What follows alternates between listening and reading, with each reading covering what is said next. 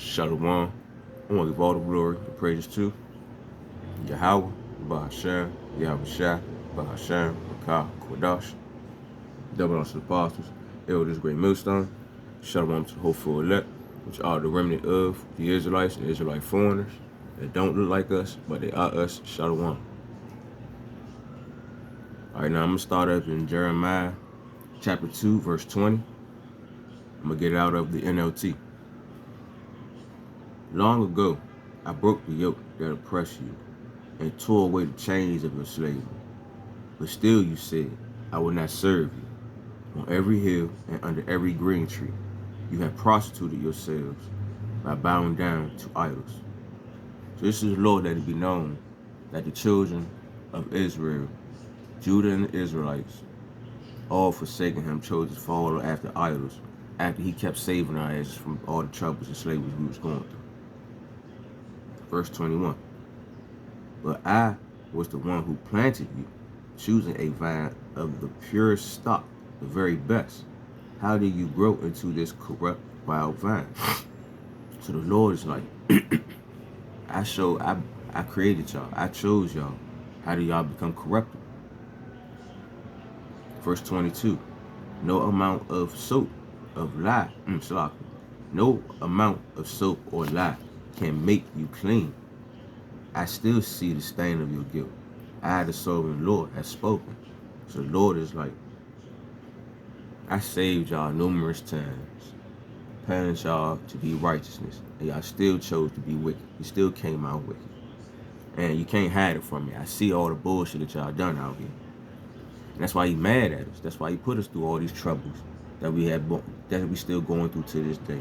Because he said he's going to bring this evil upon us. Matter of fact,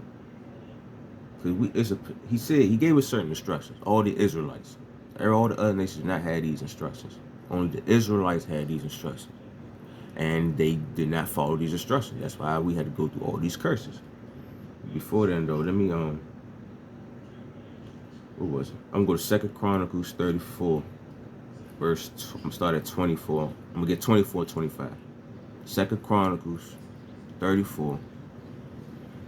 24, 25. I'm gonna read out the NLT. Give me one moment.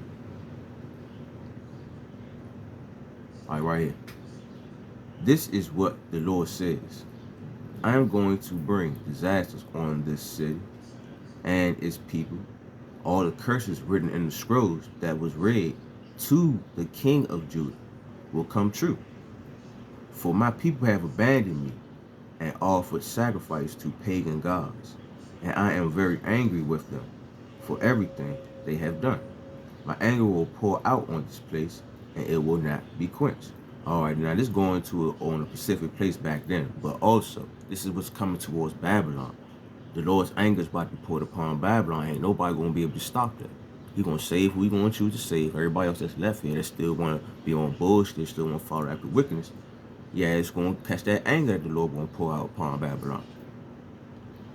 All right, because he gave us instructions, man. Back in the curses and the blessings right there in Deuteronomy 28. But right here, I'm about to go to Deuteronomy 1:1 real quick. This is all for all the newcomers also, just so y'all get a better instructions on why the Lord is dividing everybody, and also he chose the Israelites among all nations, because these instructions was not given to everybody. It was only given to one specific people. All right, Deuteronomy 1:1. I'm gonna read in the King James version. I'm gonna read it in the NLT.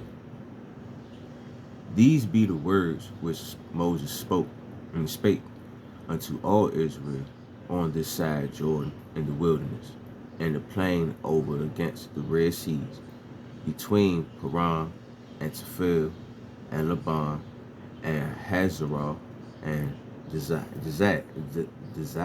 Shalaki, if me pronouncing all these names wrong, if I did. Shalaki.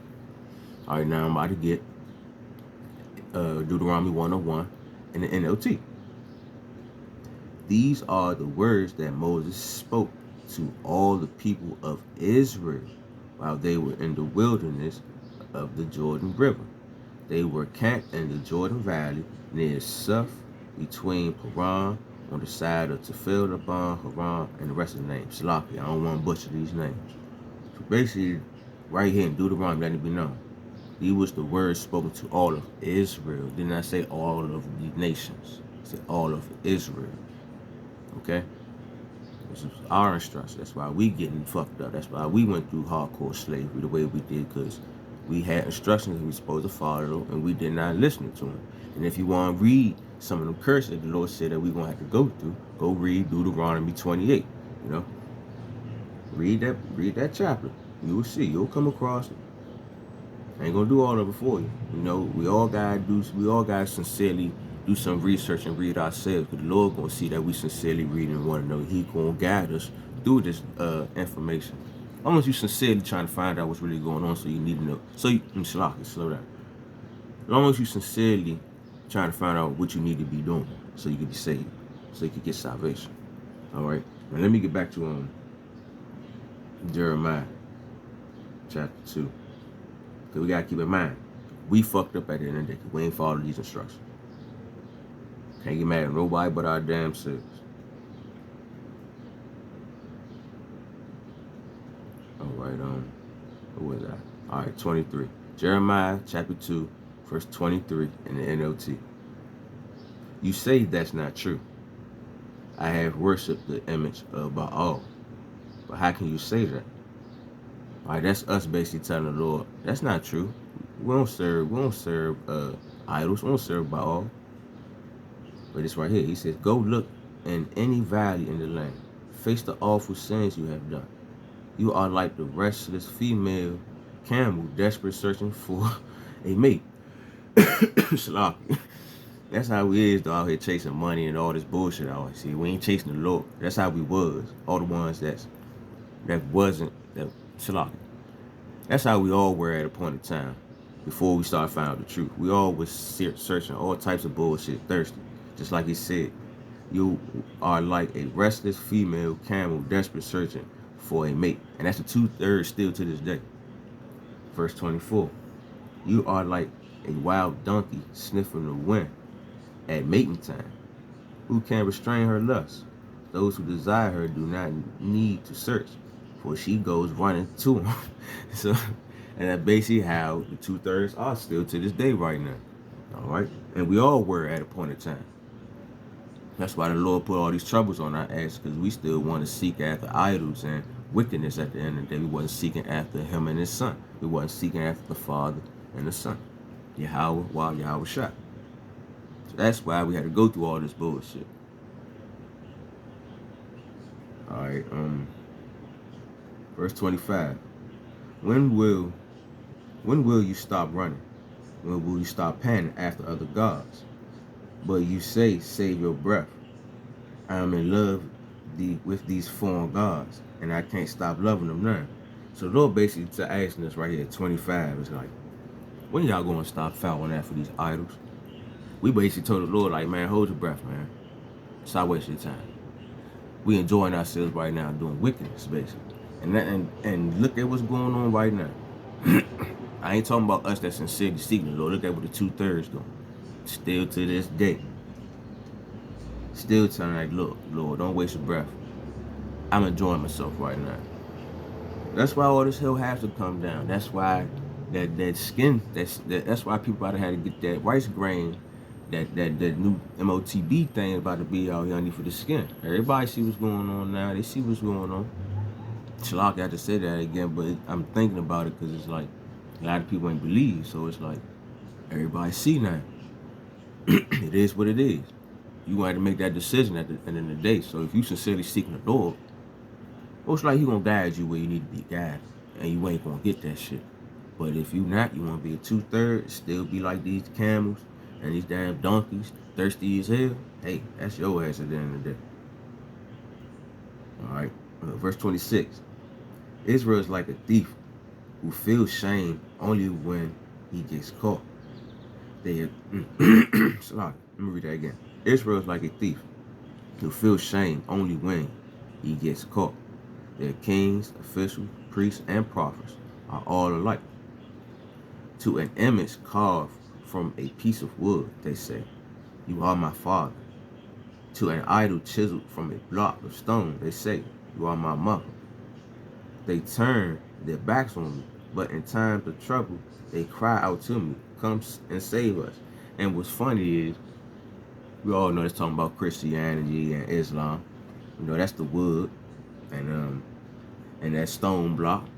That's basically what I just said, Christianity and Islam. But it's like the Lord told us about this shit at the end of the day. He told us that we're going to be here in foreign lands, basically Babylon. We're going to be going through some things, and we got to make sure we seek him at the end of the day. Matter of fact, I'm about to go get that out of the letter of Jeremiah. Also, too, for all the newcomers that don't know, the letter of Jeremiah ain't nothing but Baruch chapter 6. All right? But give me a minute, though. Letter of Jeremiah. I'm in the KJV also. All right, now I'm going to start at verse 3, and I'm going to stop at 8. All right, it's basically going to the warning that the Lord told us. All right, verse 3. Letter of Jeremiah, chapter 1, verse 3. So when ye become unto Babylon, ye shall remain there many years, and for a long season, namely 7 generations, and after that I will bring you away peaceably from thence.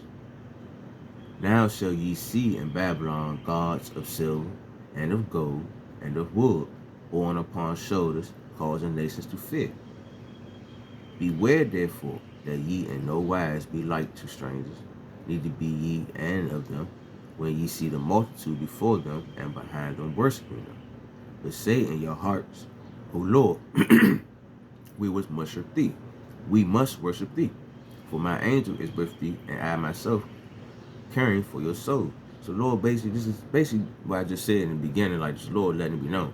It's going to be bullshit out here, and idols out here that's going to try to deceive you. Focus on the angel I sent, which is Yahweh Shai, and he going to guide you where you need to be guided. Verse 8. As for their tongues, it is polished by the workmen, and they themselves are gilded and laid over with silver. Yet are they but false and cannot speak. So this wood and this stone that everybody want to worship this shit, it can't speak. It has no life inside of it. So that's basically the reason why all this hell got to break loose, because all the 2/3, the ones that not sincere, still seeking after the same shit. Let me get back to Jeremiah chapter 2. Shalom, give me one more. Back to NLT.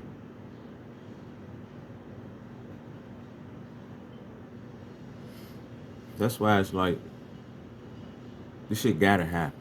The Lord gotta bring healing. Just so when that the shit that you gotta get underneath of your skin, I ain't trying to say too much because I like to strike people channels. But basically the shit that you gotta get under your skin, the 2/3 mostly the ones that are gonna get it. And that's when you're gonna know who was sincere and who wasn't sincerely seeking after the Lord at the end of the day. And that's when the Lord gonna come down and do what he gotta do. That's all we waiting for. That's the end all be all basically at the end. That's all we waiting on. When they start forcing everybody to start getting under the skin, we gonna see who sincerely sought after the Lord and who didn't. But all this shit gotta happen though. Right, let me get back to Jeremiah real quick. But the point is that we fucked up at the end of the day. That's why all this gotta go down. All right, verse 28. But why not call on these gods you have made when trouble comes? Let them save you if they can. For you have many gods, as there are towns in Judah. Now that's a lot of fucking gods, man. You know what I mean? Cities and towns we had back then. Them a lot of false idols we was worshiping. Verse 29. Why do you accuse me of doing wrong? You are the ones who have rebelled, said the Lord. Because at the end of the day, he told us what we need to be doing. We still ain't followed the instructions, so this is why all this shit had to happen. This is why all this is going on as of now. Verse 30. I have punished your children, but they did not respond to my discipline. You yourselves had killed your prophets as the lion killed its prey. So at the end of the day, the Lord punished us, and we supposed to start paying to the stress, the laws that he given us so we can come back, but we didn't. And discipline is part of what God was slogging. Basically having discipline is like, in other words, it helps you have integrity, brings morals. That's why he disciplined us. And a real father will discipline their child. I believe the precept is in Proverbs 13. Salak if I'm wrong. I ain't trying to go off too far though, but let me go keep reading. Verse 31. O my people, listen to the words of the Lord. I have been like a desert to Israel. I have been to them a land of darkness. Why then do my people say, at last we are free from God? We don't need him anymore. Like, why would we say that at the end of the day? Because the Lord is who we need. Let me read that again. O my people, listen to the words of the Lord.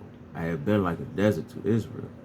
Have I been to them a land of darkness? Why then do my people say, at last we are free from God? We don't need him anymore. Because the Lord, he showed us nothing but love and mercy. He gave us everything that we needed, everything that we wanted. So why do we treat him as if he's evil towards us? That's basically what he's saying. Verse 32. Does a young woman forget her jewelry? Does a bride hide her wedding dress? Yet for years on end, my people have forgotten me. And still to this day, our people still don't want to hearken, still don't want to listen. That's why all these troubles got to go down. That's why all this shit has to happen at the end of the day. So all the sincere can be saved. So all this wickedness that's left out here can be purged away. So all peace can be brought down. And so we can live in everlasting peace, basically. Salah. All right. Well, I'm about to go to Baruch 4. I'm going to read chapter 1 and chapter 2. I do read verse 1 and 2. I'm going to close out there. The whole point with the lesson was it's our fault at the end of the day that we got to go through all this shit. It's got to happen. And whoever choose to get that shit underneath their skin, that's your ass. He's supposed to be seeking the Lord at the end of the day. All right, Baruch 4 and 1. We get in the KJV. This is the book of commandments of God and the law that endure forever. All that keep it shall come to life, but such as leave it shall die. Plain and simple. Turn thee, O Jacob, and take hold of it. Walk in the presence of the light thereof, that thou mayest be illuminated. So take heed to these instructions, basically, that we was given to us, so we could be saved or die. The Lord told us, don't take that shit, don't take that shit. If you take it, that's your ass at the end of the day. I'm going to just leave it at that. I ain't trying to talk too much. Hopefully it was edifying, straight to the point. I want to give all the glory and praises to Yahweh, Ba'ashem, Yahweh Shai, Ba'ashem, Kak, Wadash, double us apostle and elders, great millstone, Shalom to hopeful elect, which are the Israelites, Israelite foreigners. They don't like us, but they are us, Shalom.